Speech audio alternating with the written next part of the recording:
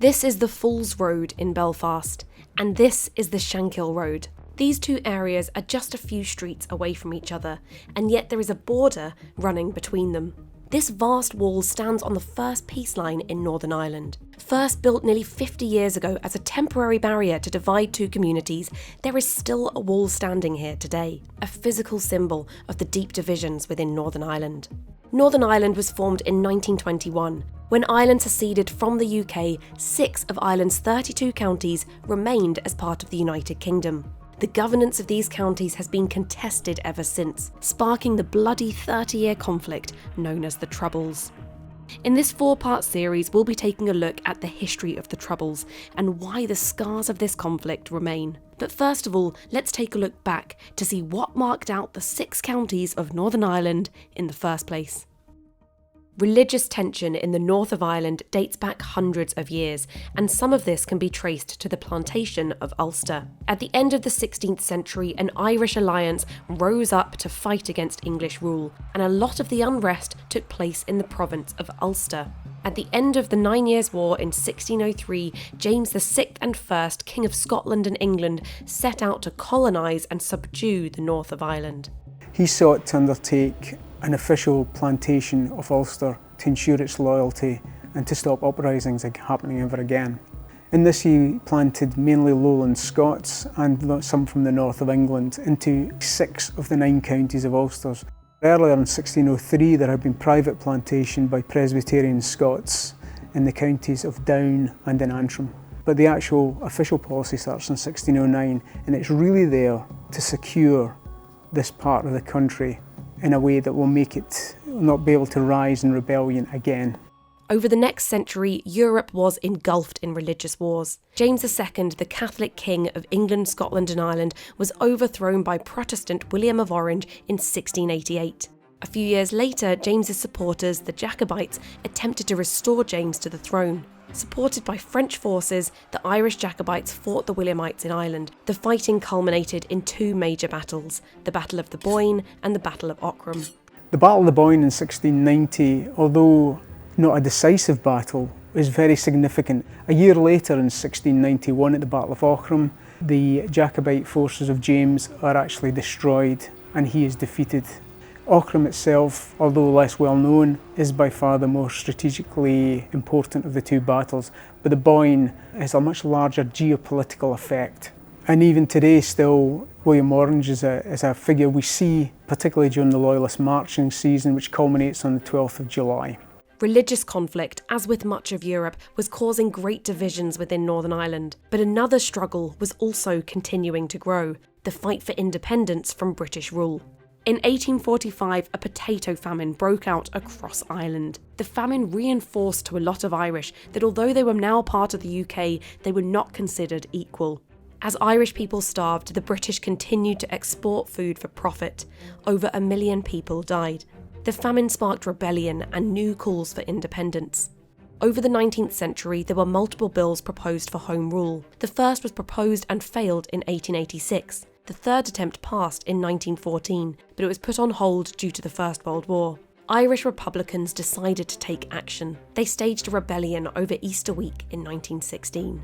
The Easter Rising is planned as far back as 1914 by Patrick Pearse of the Irish Republican Brotherhood. There are a number of other groups involved, one of which will go on to become the IRA in 1919.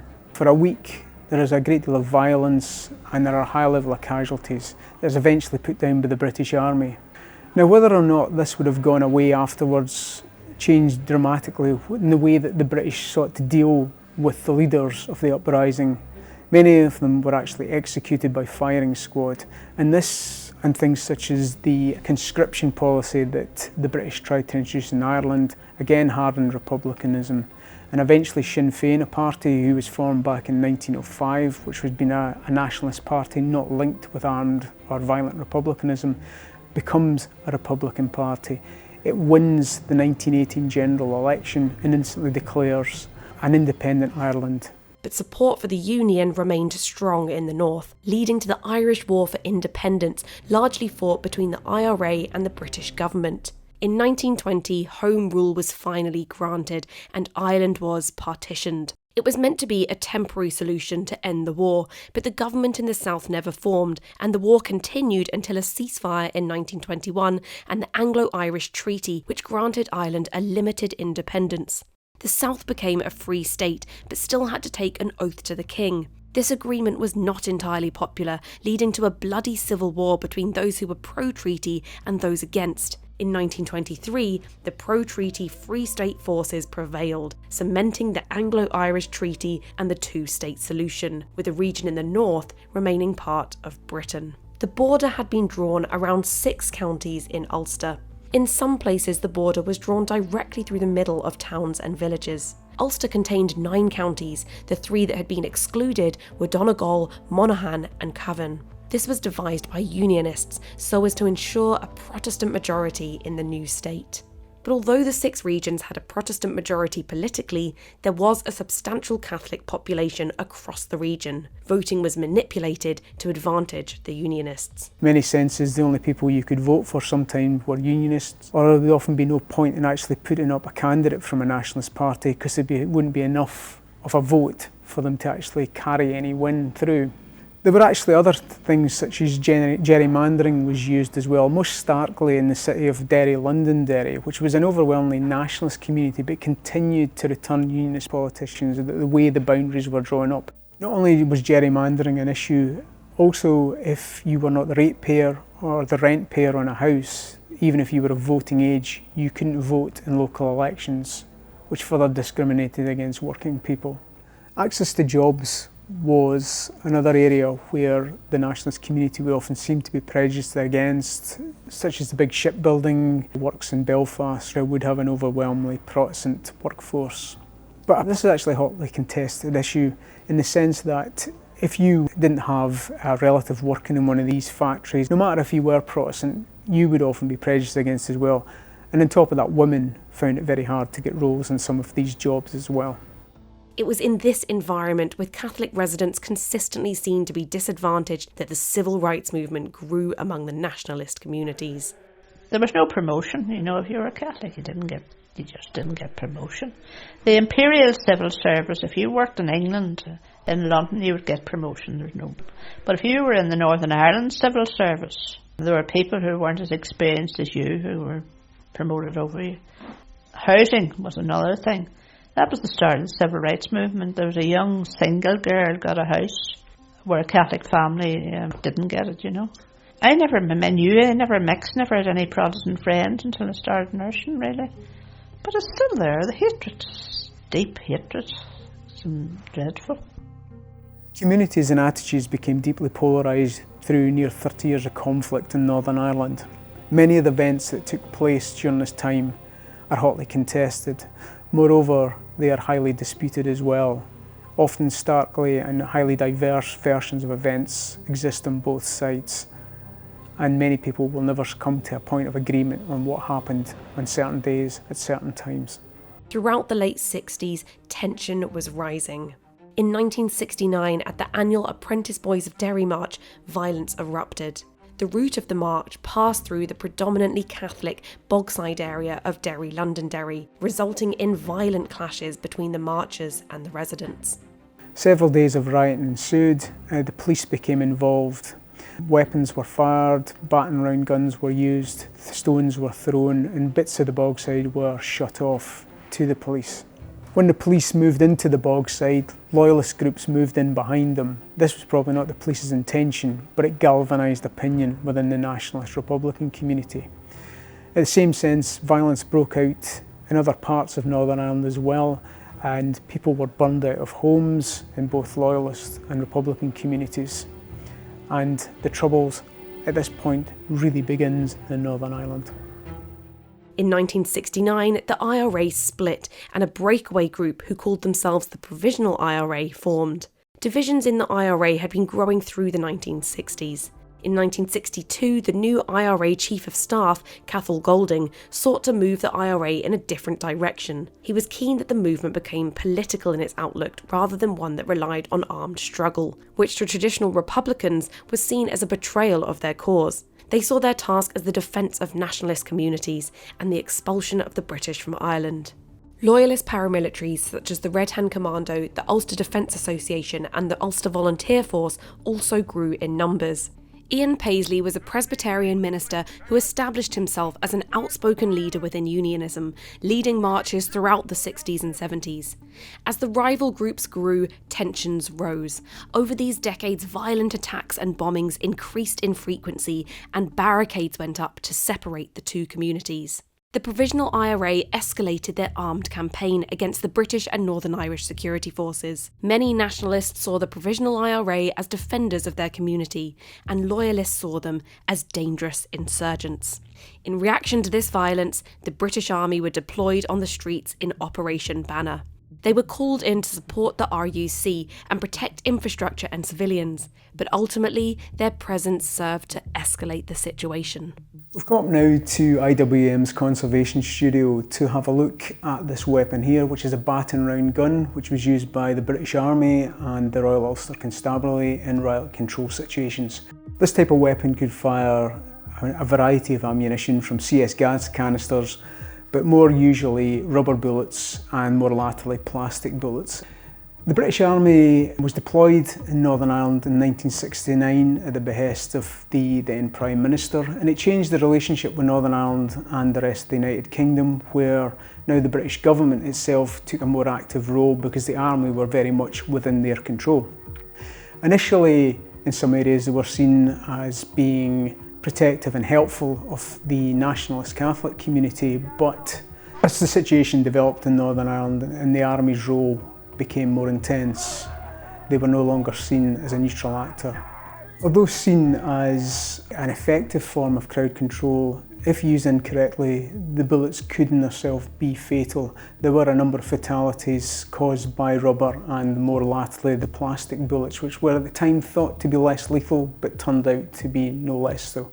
This was often seen as a fairly heavy-handed approach, and nationalist communities often saw that they were the ones more targeted by British soldiers with these particular weapons than those in loyalist communities. In 1970, the Ulster Defence Regiment was formed, becoming the largest regiment in the British Army. They consisted of people who came from Northern Ireland. They didn't go home, they didn't have tours of duty, they came from the community from which they defended. Although there was a drive to include Catholics in the recruitment and some did join, it largely was unsuccessful because of pressure in nationalist and Republican communities, and also because the force was seen, as with the Royal Ulster Constabulary, the police force, to be overwhelmingly Protestant, and was viewed from a nationalist Republican standpoint as being a tool of the oppressor, if you will. The UDR did draw controversy. There were accusations from Republicans of collusion with loyalist paramilitaries, some of which may have been true, others may have been overstated. Even within the loyalist community, many of them didn't see them as friends either, whereas others saw them as neutral. So their position was difficult, and it was dangerous, and it certainly was controversial at times. And I think that was the hardest thing any of us had to deal with, the fact that this was a United Kingdom city, and yet you were there as though you were in the middle of a war zone. And it was a war zone. It was a war zone. And there was a lot of violence and a lot of anger. You had all that debris from the first riots, or the burnt out streets and things. And what were the people like? The ones that were friendly were very friendly, but the ones that weren't were the exact opposite. You got stoned and bottled and petrol bombed and all the rest of it in the Protestant area just as much as you did in the Catholic one. You really were piggy in the middle. The British Army arriving in Northern Ireland faced a difficult challenge. In their efforts to defeat the IRA, hostility from the Catholic community grew towards the British Army, and this was severely aggravated by the introduction of the Fool's Curfew in July 1970. What started off as a search for weapons in a Catholic nationalist area resulted in clashes between local residents throwing petrol bombs and the British soldiers firing CS gas. In response to this clash, the entire area was sealed off and a curfew was imposed. Large amounts of weapons were seized by the British troops, but in the process of the operation, 4 civilians were killed and dozens others injured. The same month in the House of Commons, the UK Home Secretary declared, "We are now at war with the IRA." The following year, the policy of internment sparked further anger. Operation Demetrius involved the imprisonment without trial of suspected IRA members. The British Army conducted sweeps and arrested more than 340 people from Catholic and nationalist backgrounds, but due to faulty intelligence, many of these people in fact had no connection to armed republicanism. The treatment of some of those arrested was later categorised as torture. We're standing in front of a cabinet here in the galleries, and in here we have a poster which is a protest against the Northern Irish government's policy of internment in 1971. These initial sweeps caused 4 days of rioting in which over 20 people died. Posters like these would have appeared on walls, on lampposts, etc. in Northern Ireland at the time as a protest against what was felt to be an unjust policy targeted against the nationalist community. Indeed, Loyalists would not be subject to the same internment without trial until 1973. The backlash to internment was strong. It sparked a lot of violence, a recruitment boost for the IRA, and a deepening of divisions between Loyalists and Nationalists. 1972 was the worst year of violence in Northern Ireland, but from the couple of years before that, the violence had been escalating. Northern Ireland was starting to appear on the news regularly at nights, and civilians bore the brunt of it as far as casualties were concerned. There seemed at this point to be no resolution in sight, but the worst was still to come. The presence of the British Army and the growth of the paramilitaries all ramped up the violence of the Troubles. The IRA had already split, but their strategy was about to entirely change. As the violence increased and spread beyond Northern Irish borders, the road to peace would not be easy.